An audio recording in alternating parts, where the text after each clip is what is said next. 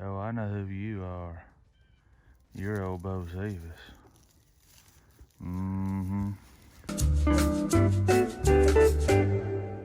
Hey, what's up, everybody? This is Classic Cars and Comics, and I just wanted to be open and honest right here from the jump, okay?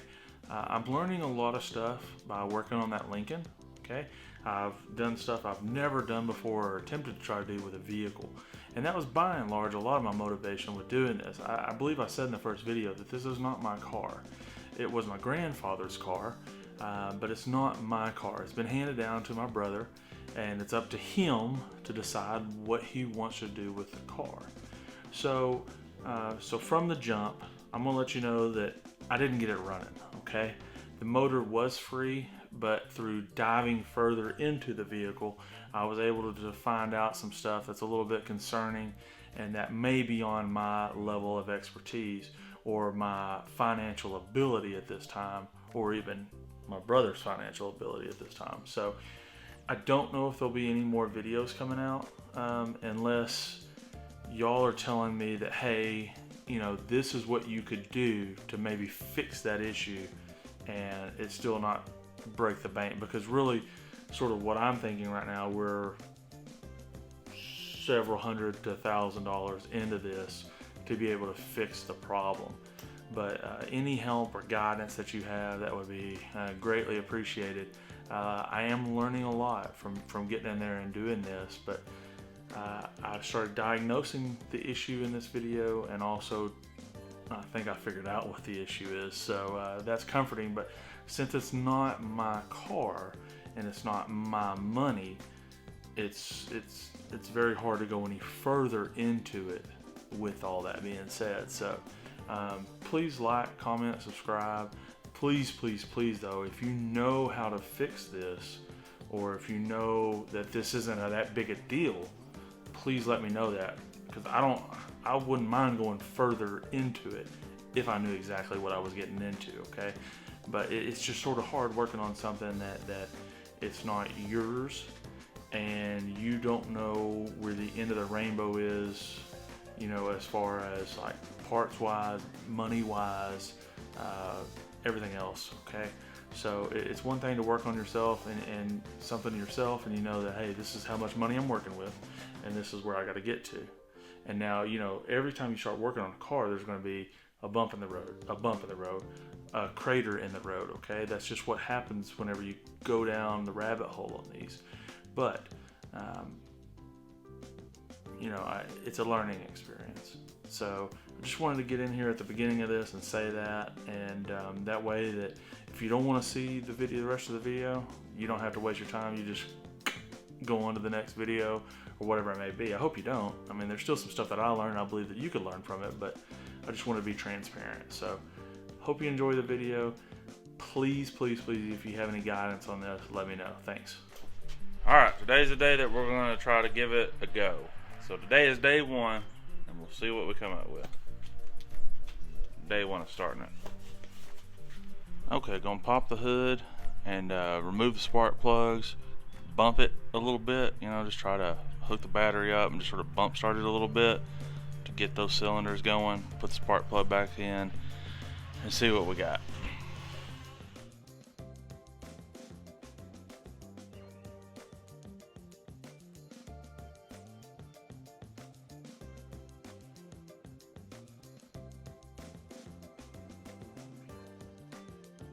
Okay, the battery is in. We pulled all the spark plugs, and I'm fixing to get in the car and just try to bump it. Hopefully we're going to get it to bump, get in there and get those cylinders turning a little bit, and then we'll put the spark plug back in and go. But hopefully we just got power. Probably need to blow out this engine compartment with a blower.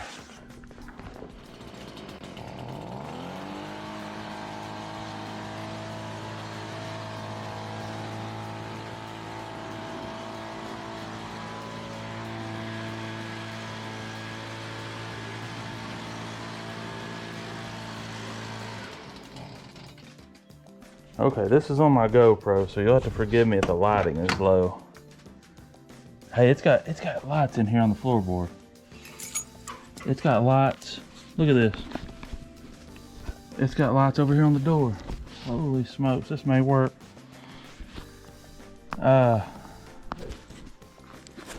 See if I can dust out that dang seat. Jeez Louise. There's a rag there. It ain't much of a rag, but it's a rag. It's better than nothing. Lord have mercy, this seat is dirty.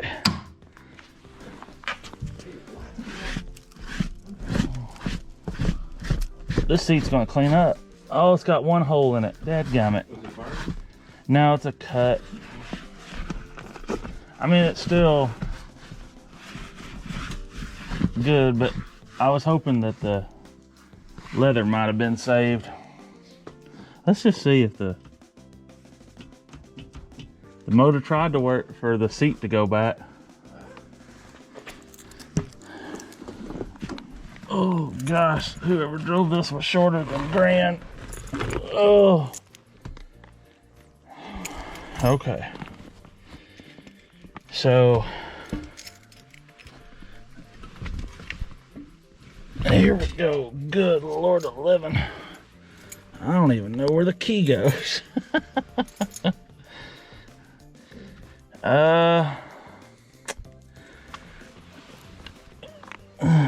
Dadgummit. I'm just panting and grunting here.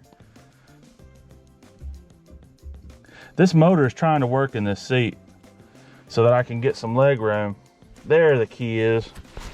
The key's way down yonder on the Chattahoochee. Okay, we're just gonna try to bump this. Let's see if it starts.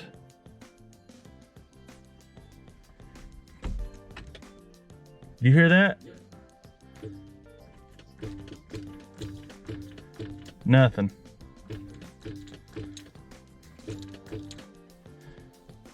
Is the battery dead? Nothing. See if we got this has got an auto dimmer on it. Do we have headlights? No. Yep. Got one.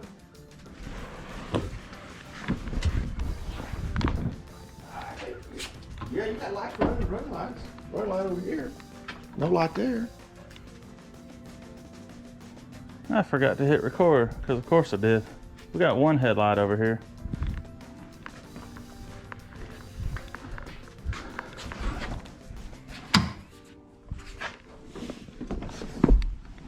I think our battery is the problem. Because I don't have enough juice to get this seat to go back.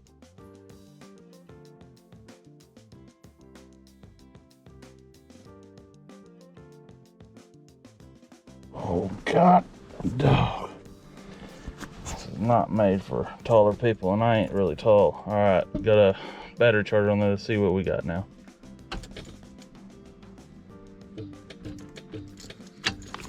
Nothing.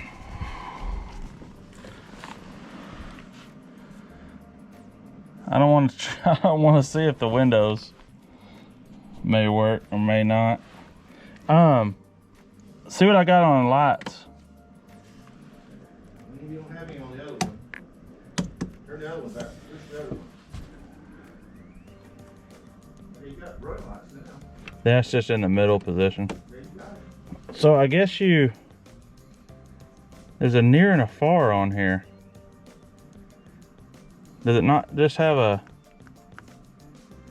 There's no foot deal on here to dim or whatnot. Might be on turn signal. Yeah, I looked at that too. And no. Let me see if... You got turn signal. Got another turn signal. You got the batteries working better now. Yeah. You tried? I tried to bump it and nothing. Not a thing.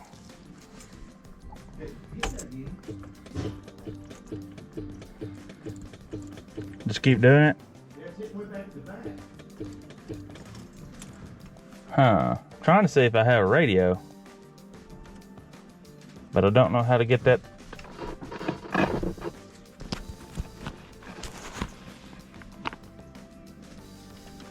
radio's tried to.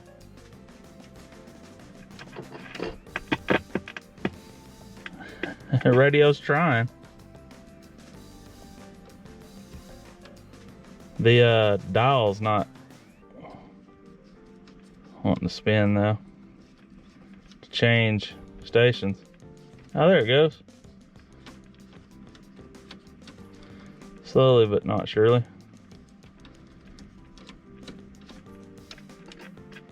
Alright, I'll turn that off. I don't know why it's making a sound over there.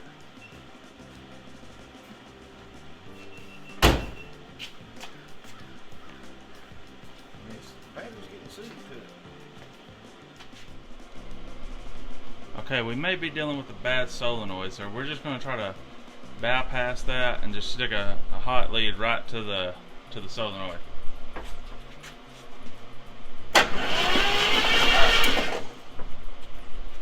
I don't want to get those garbage sacks caught up in there, so we need to go to town and get a solenoid and then really start trying to get this thing figured out.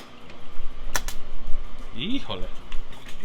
Okay, I'm gonna put the spark plugs back in, and we might just keep bypassing that and just keep doing that. I need to also disconnect the gas that's coming into it so we don't pump any lacquer or kerosene or whatever may be sitting in the gas tank. This car's probably been sitting for 30 years, I would bet. It was last tagged in 1986, so somewhere in that range. Okay, we've got all the spark plug back in. We've got the gas disconnected. We just loosened the filter from the carburetor. So if gas does come out, it's hopefully going to shoot in that funnel, just like that game Mousetrap. It's going to go down there, hit a marble. It's going to push something down a slide, and gas is going to get everywhere, and then we're going to have a big fire. But I'll get back in there, turn the ignition on, and then we're going to try to hop it across and see if we can't at least get it to burp a little bit.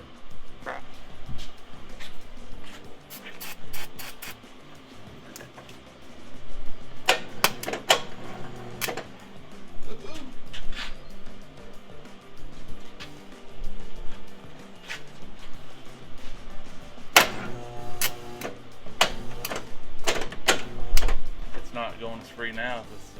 Okay, so we're sort of stuck at a stopping spot today. Put the voltmeter over there on that solenoid, and if for sure it's not passing power through, so we know that at least that's an issue.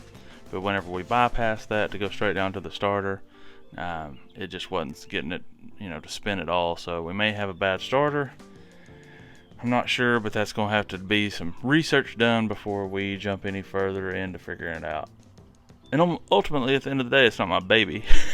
So, we're going to still try to figure it out, though, I think. Maybe. I don't know.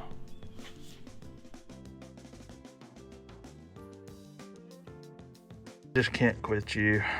Okay, so I'm pretty sure it's going to be the solenoid that is out. So we know that for a fact. And I've never pulled a starter off a car, and so I'm gonna get down there, and it ain't gonna be easy. This thing is way down there. This is still day one of trying to get it started. So I went to the house, worked on the Camaro, and said, you know what? I'm going back.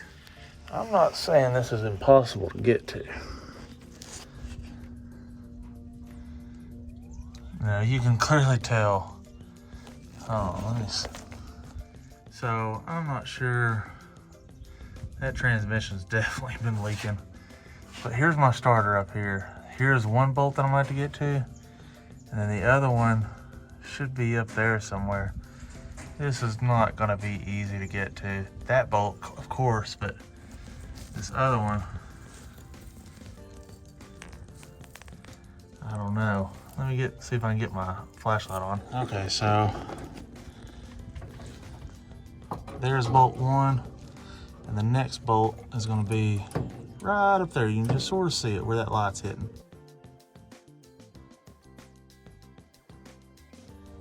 I'm trying not to be defeated, but I got the starter pulled, but the problem is that the steering linkage is in the way. So I'm going to have to figure out how to get that out of the way, what I'm going to have to remove to be able to get the stinking starter out and get it replaced, and then just continue to go further down the rabbit hole and figuring this out.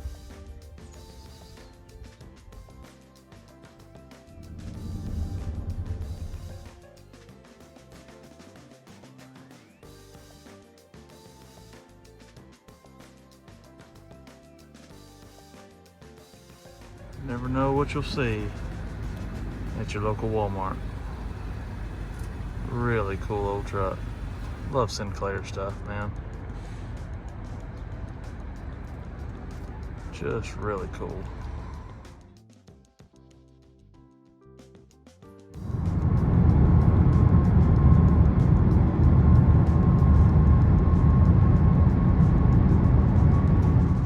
All right, let's take one more look at this before I go complete. Oh, Hacksaw Jim Duggan. I need to make sure that I have enough clearance to be able to remove that starter. I plan on making a cut right there. I don't even know if my audio is picking up very well, but you see where they merge the two pipes in from the header to the exhaust pipe. Probably make a cut right there, and then a little bit further up where you can see maybe it looks like some kind of oil or some kind of liquid has been. I'm thinking that if I cut right there, I'll be able to swivel it out. Because there's the old starter right over there. And it's all up against this deal right here, but I'm thinking that if I can cut that away, a fella could get in there and just pop her right on out without removing all this steering linkage that I don't know how to do.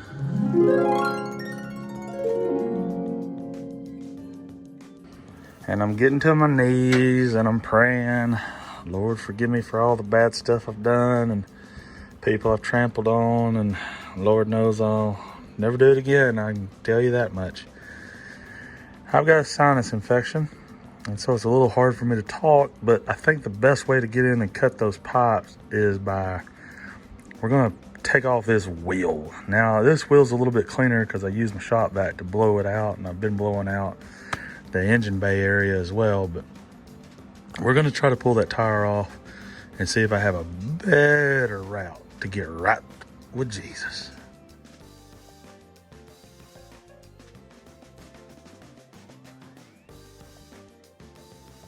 Okay, so this is giving me a little bit better shot at getting to what I'm trying to get to here. And I'll probably have my GoPro on for this and let's see if I can't take y'all along for the ride. Yeah, I think part of the problem is going to be that I'm just not going to have enough way of going all the way through it, right? Enough pressure, probably.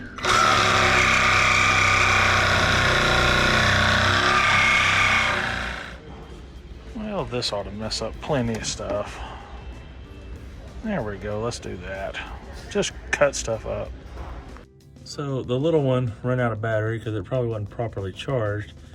And the bigger saw, it has problems getting in between this dang steering linkage. So that's about how far I've cut.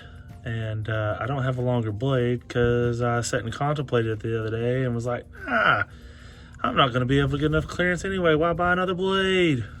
And like all critical thinkers, I figured out if I just turn the wheel a little bit, we'll get the clearance that we need. Yippee! Now to see if I can rotate that out of there.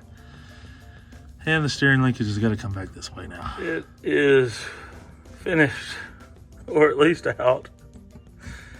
Jesus, it ain't gonna be easy to get it back in there neither. Let me switch to where my light's on.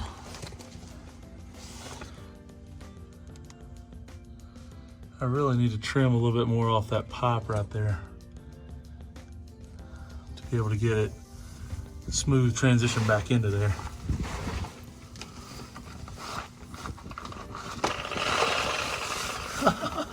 Crowbar activated my Hacksaw Jim Duggan.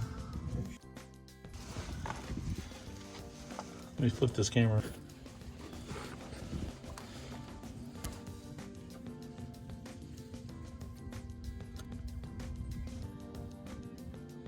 Looks like it's still got all the teeth in there on the plywood, at least what I can see. We're gonna try to test this starter.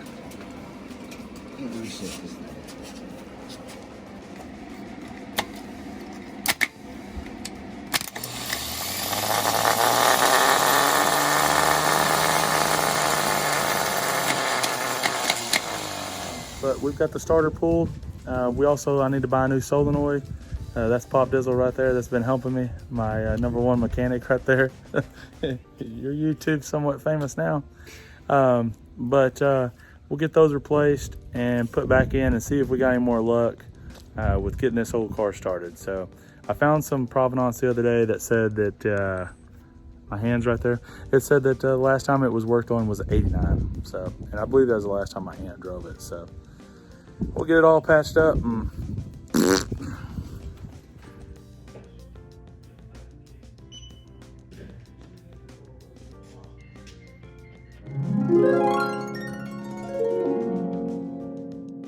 Okay, the solenoid has now been replaced. I've put the old starter back in because AutoZone said that it was doing everything that was needing to do, and that's sort of what we thought too.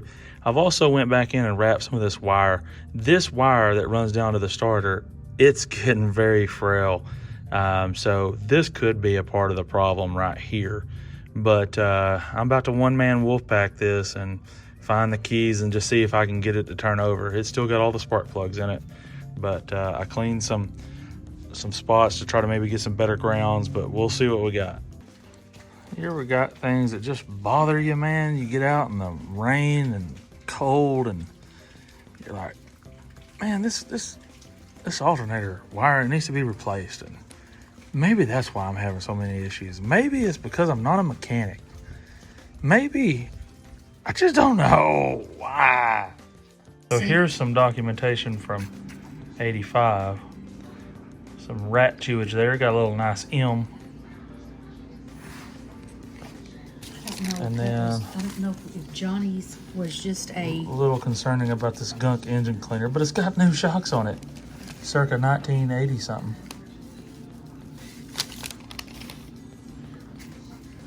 These shock part numbers again. Oh, this is the same invoice.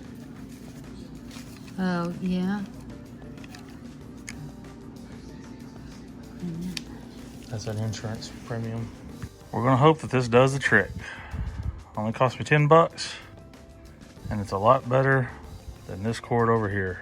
It was all messed up, but maybe that'll do the trick, who knows. I pulled all the spark plugs back out. 3 and 4 have a lot of that Marvel Mystery Oil on it, so I'm just gonna sit there and cycle that motor the best I can to get all that out of there. Clean this up a little bit and try again. Fuel pump works. I really didn't think I was get this far, but I forgot to put the little funnel thing on there. But fuel pump is working. 3 funnels and a water bottle. Alright, that gas is not being able to be contained. I've got paper towels down beside it.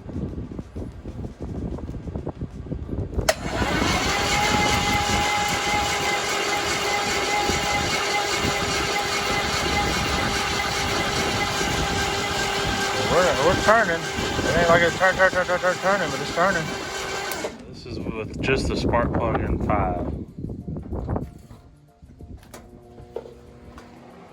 I don't think it's going to spin now. I don't think it's going to spin, but here we go. Holy smokes, it's spinning. I do like this new little tool from O'Reilly's too. Boy, it makes things a lot easier.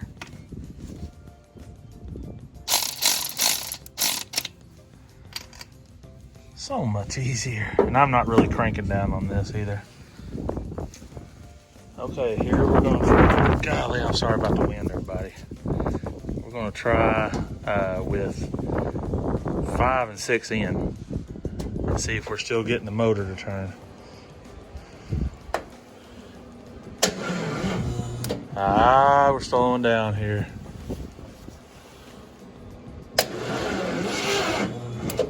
Yeah, herein lies the problem. Too much. With 1 in, we're doing fine. 2, too much. One side.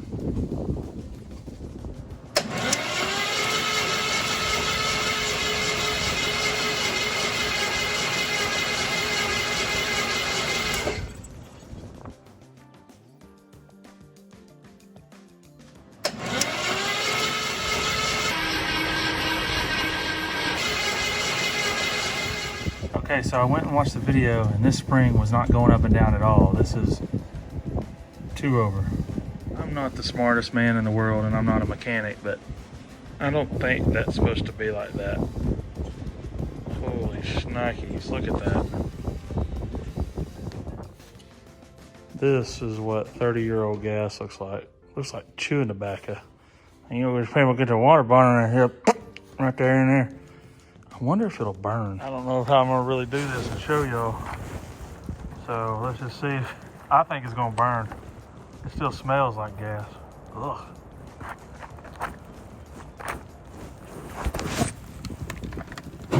Yep, it's flammable. That'll work. Woo, smells nasty. Yeah, 30-something-year-old gas. It burns, folks.